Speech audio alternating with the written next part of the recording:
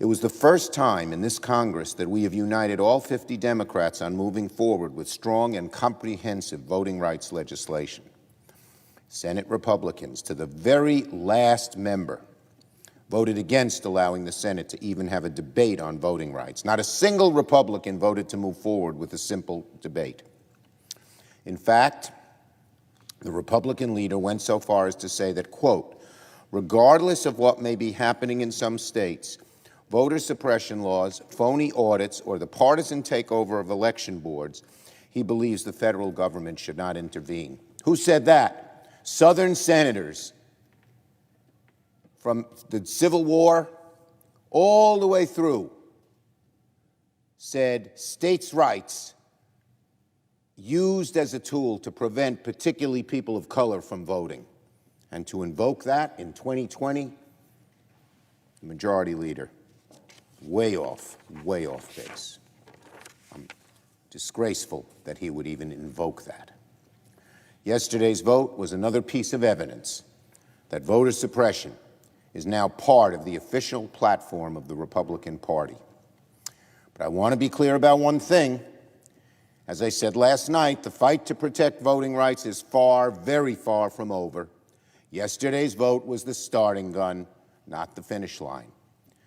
As the Senate Majority Leader, I reserve the right to bring up this issue for debate again. Yesterday was the first time we tried to consider major voting rights legislation, but it won't be the last.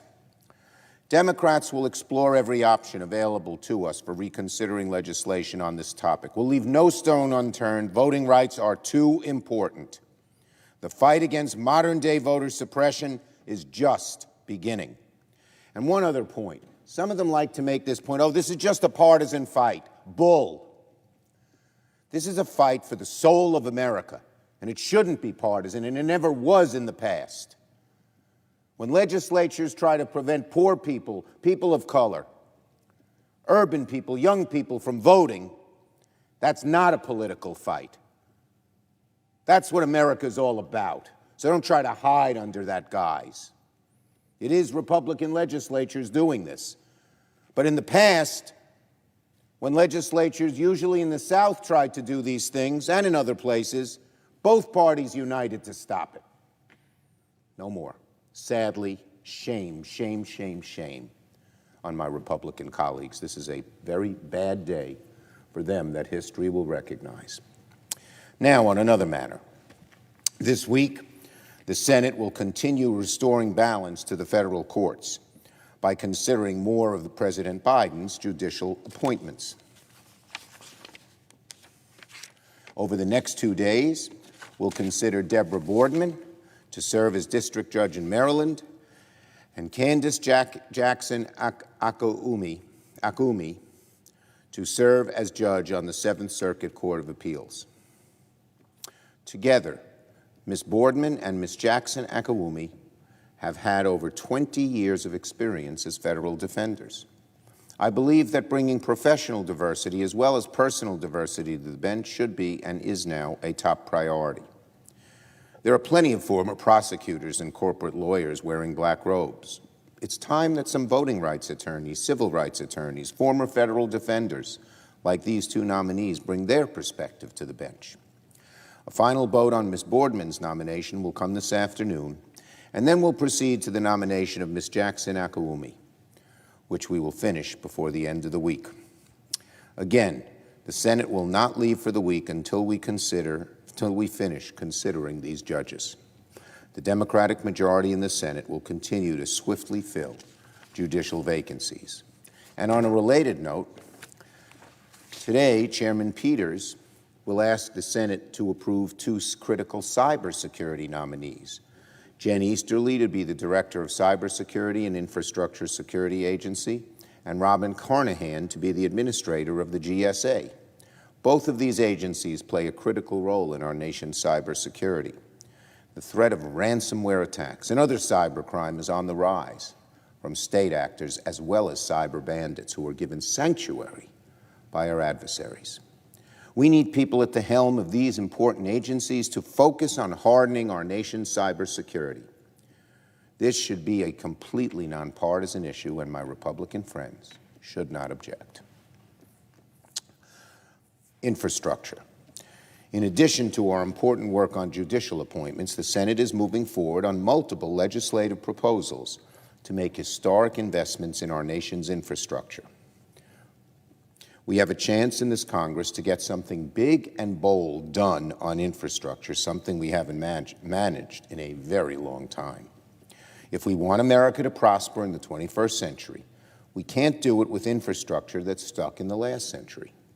This is our chance to update, modernize, repair, and rebuild for another century of American economic growth, creating thousands upon thousands of good-paying jobs in the process.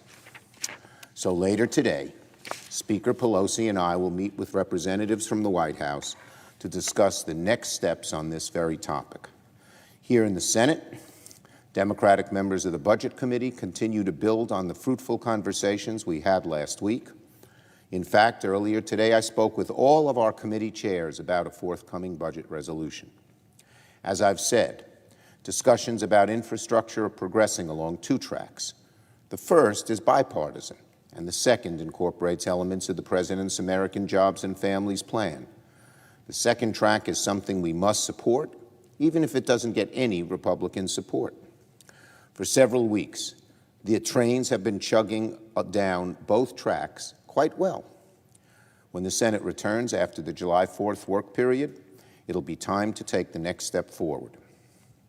This summer, the Senate will begin considering the fiscal 22 budget resolution and a bipartisan infrastructure bill on the floor. And it's my hope to have both a bipartisan infrastructure bill and a budget resolution for the Senate to consider this summer.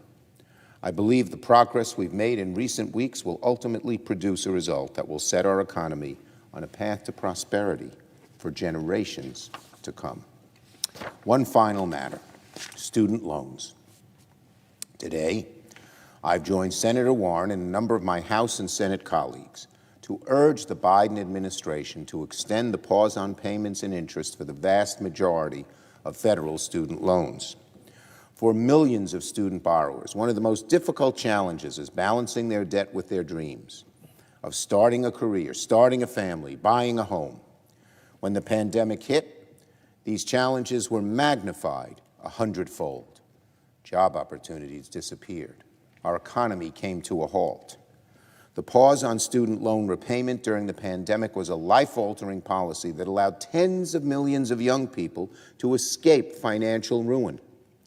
Right now, the current pause on repayment of student debt is set to expire on September the 30th. I believe that's too soon. Our economy is still recovering. Americans are still pulling themselves up and dusting themselves off after one of the greatest economic crises in our history. The October 1st expiration date could risk putting millions of student loan borrowers back into financial hardship. So very simply, I'm urging the Biden administration to extend the pause on student loan repayment by another 6 months until March 2022.